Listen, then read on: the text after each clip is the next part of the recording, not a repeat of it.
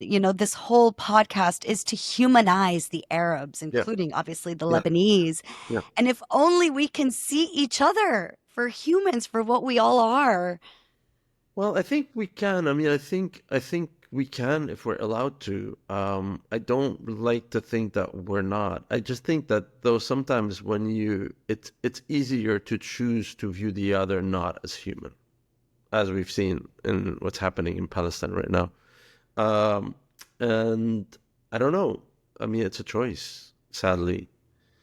Um, It's fear, it's brainwash. it's brainwash. It's brainwash, and I think brainwash is fear, and and I think the fear is unfounded, and I think the fear is in generally it's fundamentally in the miseducation, and I do think that um, you know there's been a few incredible Israeli historians and education scholars who have realized how dangerous the education is, or the history curriculum is in Israel, that actually led us to where we are today. Because essentially, I mean, we all know the adage that history is written by the victor, okay? And a victor sometimes has a lot of reason to lie, you know? And we are reaping, that's what's been sowed, and that's what's been sowed in Israeli society. I think a lot of it's them or us, right? Yeah, It's there is no coexistence. and we're one, and historically we've always been one up until 1948 and the creation of a new curriculum that actually does them and us. At the end of the day, we're one. I mean, Lebanon to this day is fairly mixed, actually. There's everybody, like all religions exist in Lebanon. I also do have a lot of Jewish Lebanese friends and who are very dear and near to me. And we're all horrified by what's going on. And for them, like, it's just abhorrent what's going on. I don't think most people in the West, especially, know that there are Jewish people in the Arab world. Like you just said, you have friends that are Lebanese Jews, or people don't realize that before 1947, Christians, Muslim, Jews, they Everybody lived together. they all lived together in peace. Yeah, yeah, yeah, yeah. I mean, we all lived together in peace up until, not up to, I mean, basically things started to get really dicey in like 1917 moving forward, when there was like the rise of what I would say at the time, we talk about terrorist factions today. There were at the time also terrorist factions, but they were primarily the Urgun, the Haganah, those terrorist factions that rose in Israel, which ultimately ended up leading to 1948. But there was a lot of like violence back and forth in before 1948, which led to 1948, and then uh, so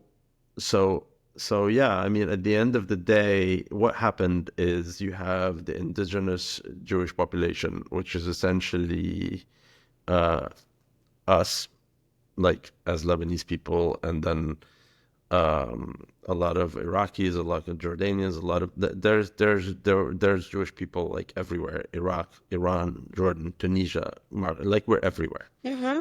So what is fascinating for me is the fact that this whole identity was completely destroyed as what I would say Western, I would say, as Zionism started to expand, and then you ended up having a lot of European Jewish majority actually coming into the area and co-opting that those localized identities of Judaism. Um, and that's, I mean, now we're getting into a deeper history. So there's a lot of historians, Israeli and Arab, like you have Ilan Pape who talks about it. You have Miko Peled. There's a lot of Israeli historians who unpack a lot of these issues. And what's interesting is um, is that's really created an identity that is actually inaccurate, an identity that's actually very parochial to what Judaism is, Mm. because at the end of the day, Judaism is a religion. But within that, you have Yemenite Jews whose food is their food. You have Moroccan Jewish contingents. You have, you know what I mean? Like, there's all these different identities of these people because they're assimilative identities. I mean, to this day, nobody talks about it, but like the Jewish contingency and the Jewish population of Iran is the most protected population as in Iran.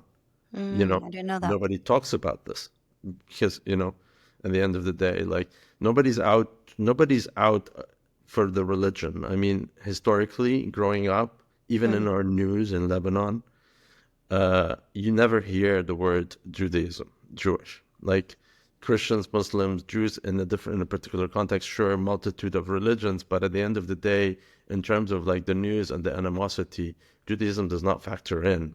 What does factor in, unfortunately, is Zionism, which has completely upstaged Judaism. And they are two completely separate things. That's an ideology that's expansionist. Maybe there is a part of that ideology that is actually good in terms of its aspirational uniformity and bringing people together, but that's a metaphor. Like, yes, I mean, if you're Jewish and you want to move back to Israel and Palestine or whatever it is, great. You're more than welcome to buy your way and move back there, but that doesn't mean you have to kill people and steal land and all of that in order to do that. I mean, do it with justice. I don't think anybody would have ever had a problem with that. Does that Yeah, make I think people tend to put Judaism and Zionist in one, and it's not. We know that Zionism is an ideology. The religion has nothing to do with it. nothing to do with it? And Yeah. also, I mean, Judaism. I mean, I mean, part of my there's a whole branch of my extended family historically that was Jewish that converted. You know what I mean? Hmm. Like, chances are, if I go back about 400 and 500 years, my roots are the same. I mean, we are of that land, from that land, and the synagogues do exist and did exist all over this land. And Right. during the Ottoman Empire, there was never bias. Nobody was ever like attacked for their religion. It was actually, as a matter of fact, one of the most pluralistic empires that existed. I'm sure it had its violent bursts, but in general, like everybody was everybody and everybody coexisted during that empire. It all Yeah. really started to go downhill from World War One, vis-a-vis what in terms of what's happening in the Middle East. But also, I think part of it is sort of the ideology and the religions are used to kind of create heated schisms in order to also control resources, which is what this whole thing has become about.